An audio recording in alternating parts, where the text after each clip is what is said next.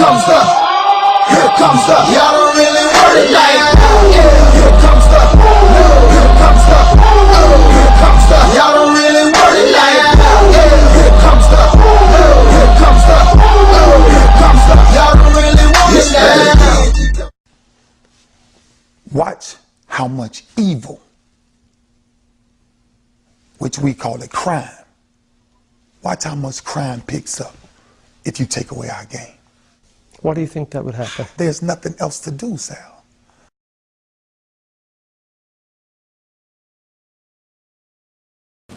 Columbus Police and the Ohio State University Department of Public Safety have released video from the riots the night of the national championship game. Video from that night shows police using mace and pepper spray to try to clear the streets. Hundreds of students also tried to force their way into Ohio Stadium and were pepper sprayed. Students have said that police overreacted. A police action report does say communication and preparation should have been better that night. The violent nature of these sports not only cause the collegiate and professional athletes to act in this violent behavior, but the community as well. The community feeds out that very same violence from the sporting events and bring in a new form of violence within the community. Video evidence, pictures, collection of data, and a variety among other things have been used to prove this theory. Millions of dollars worth of damage have been accumulated and thousands of individuals injured.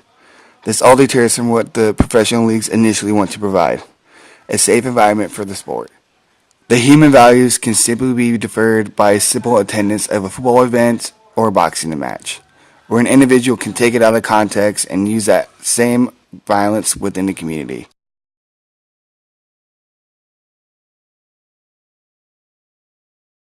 I believe that the sport itself is very violent. It takes a special type of person to actually play the game.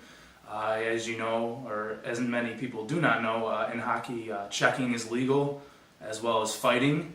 I have seen a lot of injuries due to checking and fighting, like concussions and just broken bones and stuff like that.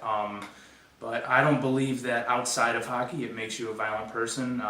Me personally, I play, obviously, and on the ice, I bring the intensity and I bring, everything I got, physicality.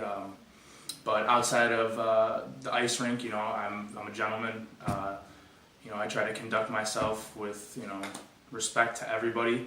And overall, I think that what goes on in the ice rink stays in the ice rink and doesn't get brought outside of it. So. All right, and from a spectator's view, watching the sport itself, do you think sometimes they can get into violent nature just because of the atmosphere? I think fans have a lot to do with it, and it has to do a lot with, the coach's perspective, how he wants you to play, because we don't go out there initially just looking to, take someone's head off for a hit or go right into a fight. Depending on what the condition of the game is, if you're down in a game, a big hit can spark the team to, produce some goals, or a fight can, turn the tide of a game and take it to your advantage. So I think fans, coaches, and depending on the game type and how it's being played out plays a big factor in all this.